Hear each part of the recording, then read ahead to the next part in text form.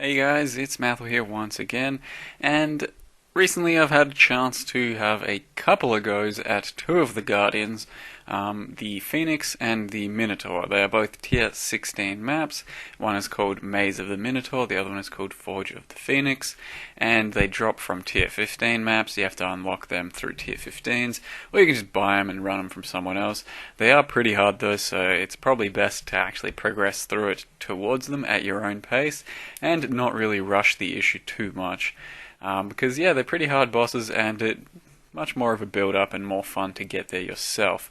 So it took me quite a while to actually get to either of these maps. Forge of the Phoenix I only managed to get on standard even so far, but hopefully in the next few days I'll be able to face the rest of the bosses, as I have not yet faced Hydra or Chimera. So this is the Maze of the Minotaur you see right here, and this is my Dreamfeather ST, which is largely poison based, clearing towards the boss itself.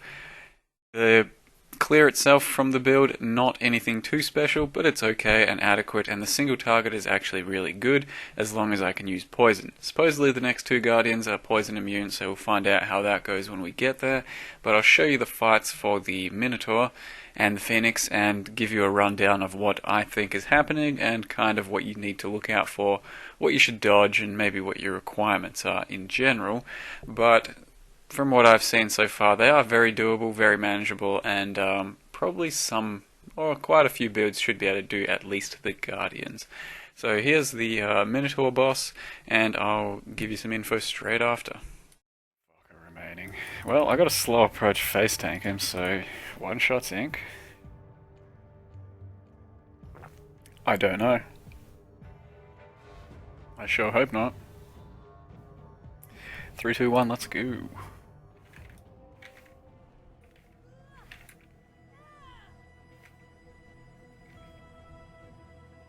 Okay, so he has to be triggered.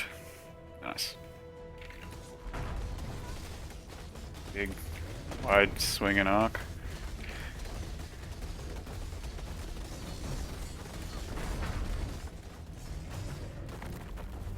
Right underground. I don't know what to do anymore. Are you giving me flasks back?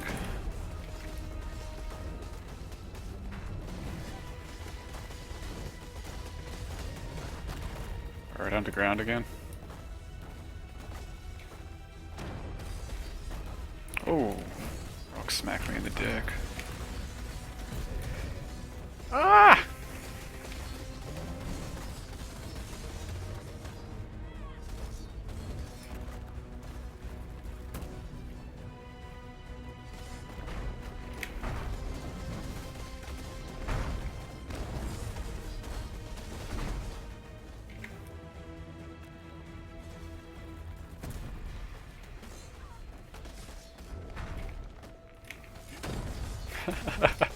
Don't even give a fuck.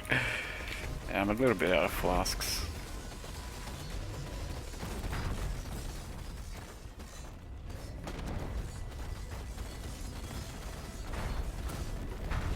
Wow, that didn't even one-shot me. Need a 6-link to be able to burn him down super quick, I think. I can quite easily well through that by the looks of it. Oh shit. And then just, yeah, my fuck-ups can be covered so easily by evasion and dodge. Alright, so that was my first ever run, and I went in completely blind. I didn't know what to expect, what he was going to do, or anything like that, and it was a fairly easy roll just so I could actually get through it. This one I'm running right now is an enfeeble map. It has like monster life, I think, maybe even endurance charges, I don't know, and some other things. I think he may be hasted. It's a pretty bad roll, but all in all, I went for it again anyway, and it turned out to still be okay. So what's actually going on in the fight here is he has his default melee attack, which doesn't seem to hit too hard, and for me, with my evasion and dodge, very much evadable. And bear in mind, a Stib Knight goes a long way on this fight too, so Stib Knighting on top of him gives him 50% less chance to hit, and that includes pretty much all of his big attacks. So the default melee attack doesn't do too much. His sweep that he does, maybe every like 5 hits, doesn't seem to hit too hard either, maybe like 4k, 3k, something like that. So not strictly necessary to avoid that either.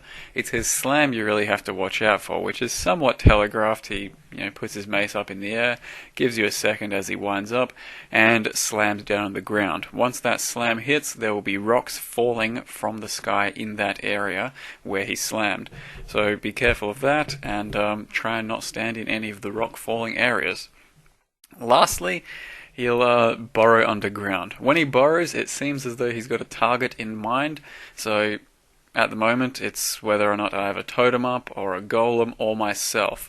He'll burrow underground and he'll go for one of those, so just make sure you move away from where any of you are currently standing, and he'll pop up at the ground somewhere else where you are no longer standing, because otherwise it's almost a straight one shot. It's hitting me for about 5k by the looks of it, and you don't really want to get hit by that. There's also these electric, current things. You don't really want to go through those, but you can dive through them by the looks of it.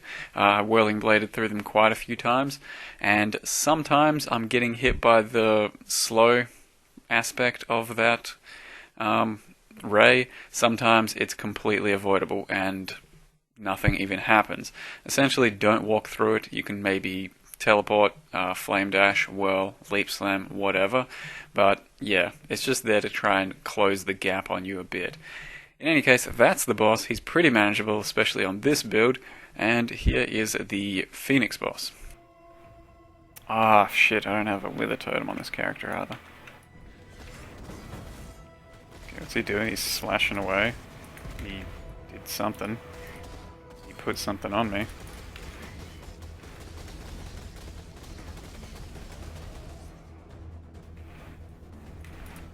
Summoned a phoenix, I guess?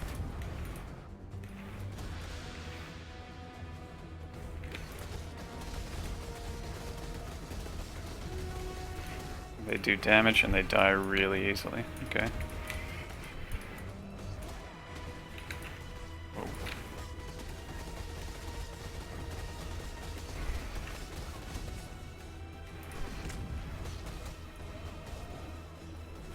It's pretty hard for me to kill these things with my fucking slow approach.